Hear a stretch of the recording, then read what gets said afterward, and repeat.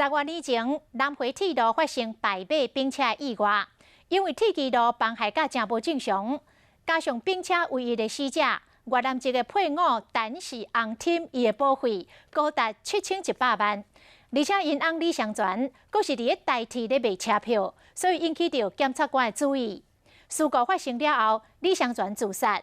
李湘全的好朋友有听讲，伊的兄哥李泰安嘛有参加计划，所以这案件为查报类侦办，但是并无直接的证据。李泰安就算已经互判刑10年，确定互抓起来关，伊也是坚持伊无犯案。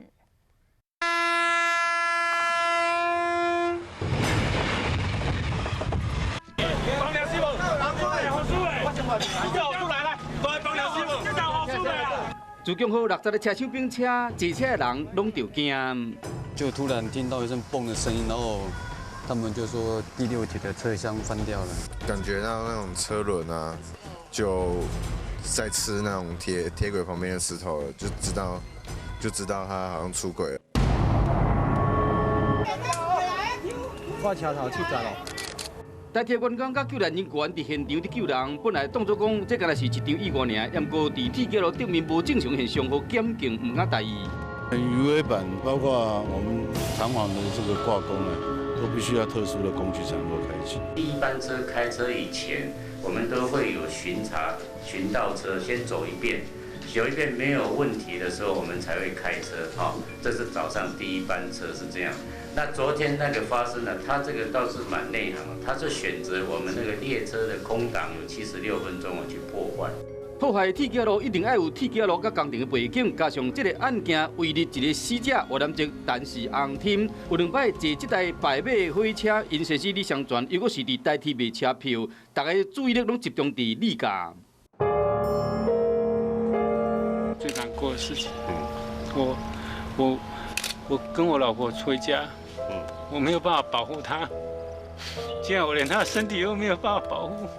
哪讲哪靠，要过投保7100万的保险别空啊，因某火化嘛被挡落来爱解破。李湘全老为师自尽，讲是要以死明志，要过伊好朋友黄福来证词却是真关键。黄福来讲，李湘全捌找伊合作，才会分这个保险金，甚至听李湘全讲有找伊那兄李泰安做伙参加计划，只是有点证人的听讲，干那伊一个人安尼讲，敢有路用？现在全国都知道所谓的共犯是黄福来嘛，大概只有李泰安自己不知道而已啦。如果今天证人他不是亲身见闻，而是听来的，好，我们英文叫做 hearsay， 这个叫做传闻证据。那原则上呢，在全世界的各国，传闻证据是被排除的，这是它的原则。也就是说，举例来讲，比如说我听到 A 有去杀 B 这件事情，可是呢 A 跟我讲说，B 是他杀的哦，这件事情呢 ，B 的死亡不能够用我的证词去证明说是 A 杀的，因为这是听来的。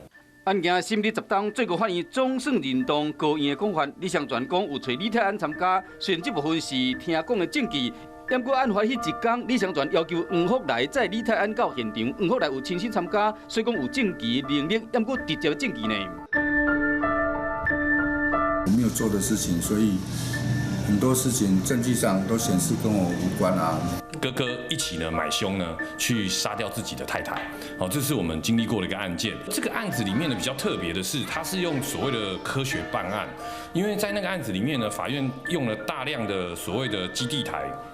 手机基地台的显示，去显示说当事人出现在哪边。好，他出现的是所谓的杀手，他出现的时间地点。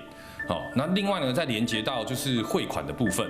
好，可是这个其实呢，我们认为这种案件其实很难去判说这个是有罪。好，那当时的这个判决呢，也是因为这样，所以这个案子好像最近好像又发回，好像更3又发回。他一再的发回，表示这个证据取舍是有问题，因为在案子里面，他的直接证据并不是很充足，都是靠所谓的间接证据。李泰安最后被认定，敢若参加最后一件案件，也就是破坏铁轨路案件，被判13年有期徒刑确定。不过伊从头至尾拢无认罪，这个案件还有真侪无讲清楚的种种疑点。委任律师将提出再审，希望好真相会使愈辩愈明。